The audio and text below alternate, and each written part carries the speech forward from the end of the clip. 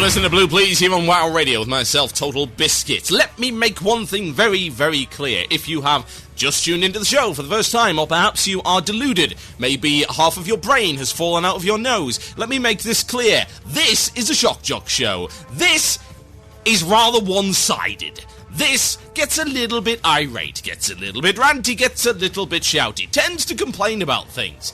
If that is not your kind of show, then go elsewhere. I do not care if you do not listen to my show. I'm not going to go and cry in a corner because somebody can't handle the ranting. Lots of people can handle the ranting. That's why this show is so damn popular. It's not going to cater to your individual tastes, so go away. Thank you. Now, we're going to do Illusion of Choice a little bit differently this week. Yes, I did just say the Illusion of Choice! So usually, at the end of every show, I will pick a topic from the mailbox and then do that topic. However, I'm going to change it around this time. Haha. I'm going to be a bit cunning.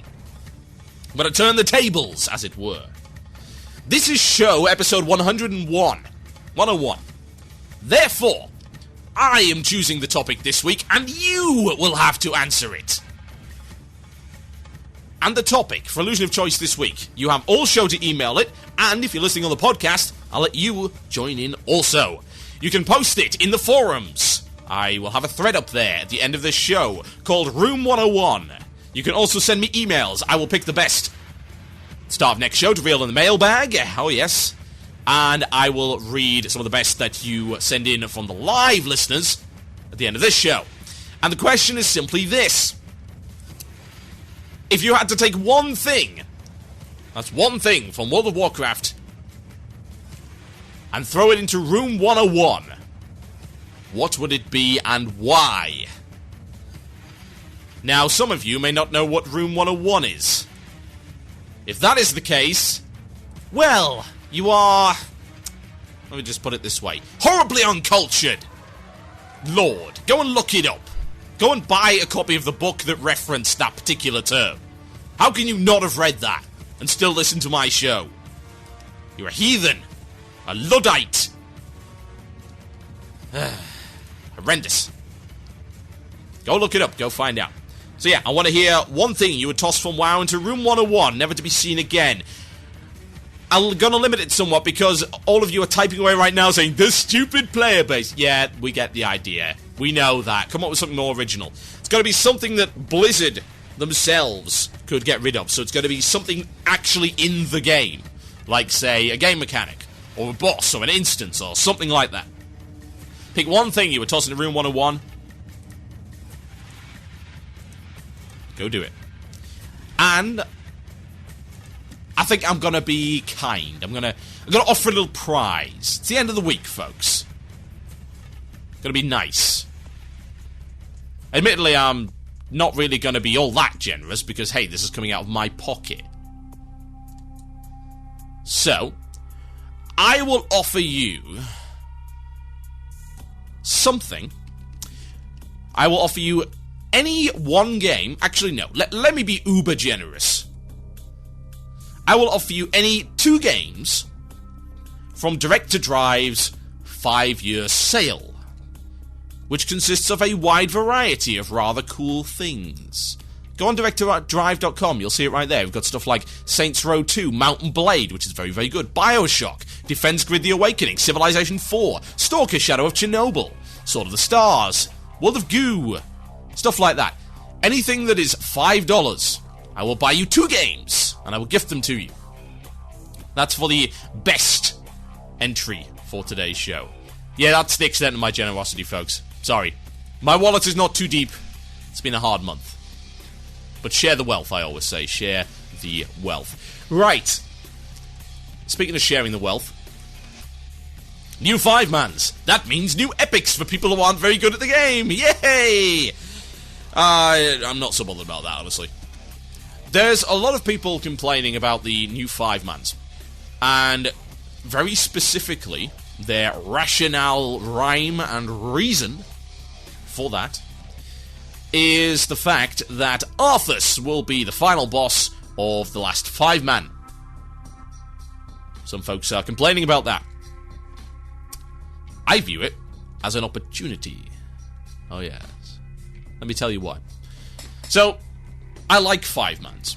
I don't like what Wrath did with 5-mans, because they're basically awful. Honestly, they are. They're absolutely appalling. Everything in Wrath of the Lich King in terms of the 5-man content is basically abysmal in comparison to TBC stuff. And indeed in comparison to some of the normal stuff as well. Some of the things from vanilla. TBC is viewed by a lot of people, myself included, as having the best 5-man dungeons that Blizzard has ever come out with. There's a lot of character there. There's challenge, which is something that all of the 5-man dungeons lack in Wrath of the Lich King. Big problem there. See, I don't run 5-man dungeons unless I absolutely have to in Wrath. Mainly because there's absolutely no challenge to be had.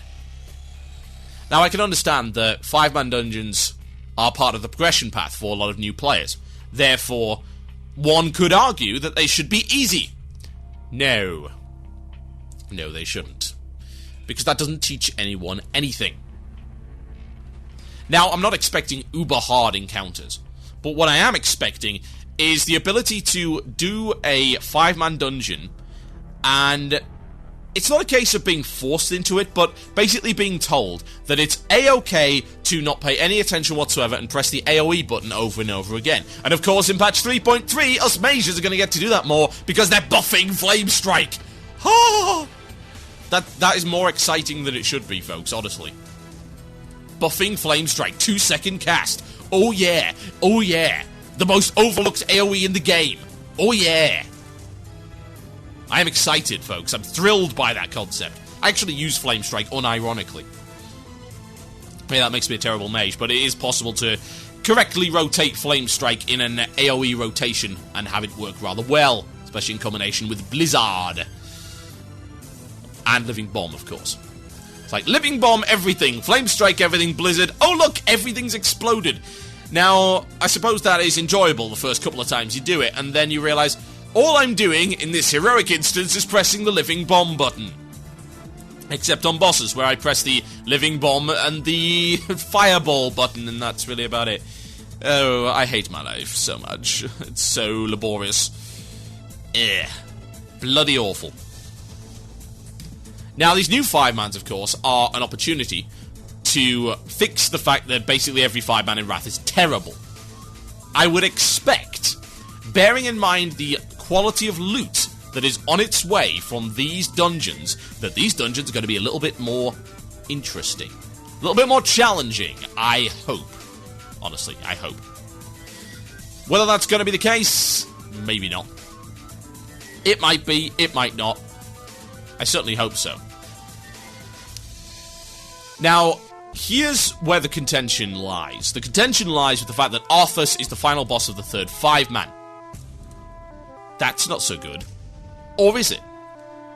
The argument against it, of course, is that it could be seen as Blizzard caving into the casuals once again, who said, we want to fight Arthas! Yeah! We pay out $15 a month! We want to fight Arthas! We're going to pout and have a tantrum if you don't let us.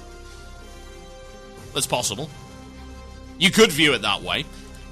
However, here's an opportunity that Blizzard will no doubt absolutely miss. It's like a giant sign. Yeah? This giant sign is about 50 feet in the air, and it's 45 foot tall. Yeah? 50 feet in the air, 45 foot tall, big neon sign that says opportunity and free awesome. Yeah? And who could pass up the opportunity for free awesome? Blizzard Entertainment could pass up the opportunity for free awesome because they've done it in the past. Here's their opportunity. Okay, casuals. Nothing against casual players. Okay, entitled casuals. Lots against entitled casual players. Okay, people who are not good enough to see Arthas at the end of the 25-man dungeon. Here is Arthas. Here is an encounter involving Arthas and several major lore characters. It will be suitably epic and scripted and awesome and full of happy flowers and kittens, and you'll get a chest of loot at the end. Here you go, on a platter, right there. Enjoy. Now, here's the real Arthas. 25-man, you suck, you don't get to fight him. You're gonna complain about it? But we just gave you Arthur's. That was all you wanted, right? Catch them in the hypocrisy there. It's like, we are entitled casuals. All we wish to do is fight the end boss. We wish to fight the major lore characters like those poop-socking hardcores in their basements. That's what we wish to do. Is that too much to ask, Blizzard? Is that too much to ask? That's what they do. I think that's a realistic interpretation of it. And of course, Blizzard turns around and says, aha! We gave you Arthas. Here it is, major lore character. Not only that, we gave you more major lore characters than the 25-man guys did. So you, in fact, by the perspective of those who like the story and the lore and are claiming that they wish to participate in these epic, important lore events, are actually getting the better event. But that's not the reason, is it, entitled casuals? Oh no! That is the reason you hide behind, entitled casuals, isn't it? The real reason is you want free loot. You want everything handed to you on a silver platter. Is that not true, entitled casuals? At which point you watch them twist, you watch them squirm, and you laugh. You want an encounter? There you go. You want to fight big lore characters? There you go. After all, you got to fight big lore characters like, what was it, Tichondrius? He's a pretty big lore character, am I right? Is it Tichondrius? Hell if I know. Or is it Mali something? Hell if I know. I know nothing about the lore. That big dread lord at the end of Caverns of Time. There. Begins with an M, maybe. Nah, I can't remember. I care like this much about the lore, as you can probably tell. So, you've been given it. Here it is. Right there for you. Don't even have to work that hard for it. Do a couple of 5-mans. Get access to him. Big lore fight. Lots of epics. And yeah, there are lots of epics. Something like item 232 level on Heroic and item 219 otherwise.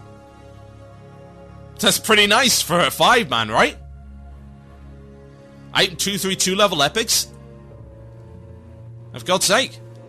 That's a level of stuff in Old War. That's higher level than even the best loot from Nexramas, or Malygos, or Sotharian. How wonderful! You're getting tier 8 level loot, and it's new loot as well, it's not even badge loot. You get badges as well, of course, but hey! Isn't that great? You get to fight the big lore character. Isn't that awesome? How many entitled casuals are we going to see crying anyway? That'll separate the people who have legitimate concerns. I've got nothing against, right? Nothing against casual players. People that don't have all that much time fighting big lore characters in certain situations. I don't have any problem with that. I do have problems with people who are either unwilling or unable to put the amount of time in necessary to get to the hardest fight in the game. At least that's what it's supposed to be. It's the big finale fight. I do have a problem when everything gets nerfed, or everything is introduced in a really weak fashion in order to let those people get there. Because like was said before, the way that hard modes have been put into the game is leaving something to be desired, particularly with the Trial of the Crusader. Appalling hard modes. Yeah, really terrible freaking hard modes. Yeah, the heroic mode is nice, but it's all binary, the whole lot. Whereas we saw some amazing hard modes in Old War. I'm talking, of course, about Flame Leviathan. I'm talking about Freya. I'm talking about Yogg-Saron. I'm talking about those hard modes where you get the choice. I'm talking about Iron Council. Those hard modes that allow you to gradually ascend in difficulty, instead of turning it off and on and having a gigantic gap that the average guild can't actually get across. Like, the average guild isn't a bad guild. At all. The average raider isn't a bad raider. At all. And yet they're expected to jump this gap just because entitled casuals wanted to see all the content, so they had to make the hard mode ludicrously hard and the easy mode ludicrously easy, and then leave a giant chasm and expect everyone else to get over it. Instead of, say, having a bridge whereby it has various hard modes. 1, 2, 3, and 4 watchers. 1, 2, 3, and 4 towers. 1, 2, and 3 watchers, elders, drakes.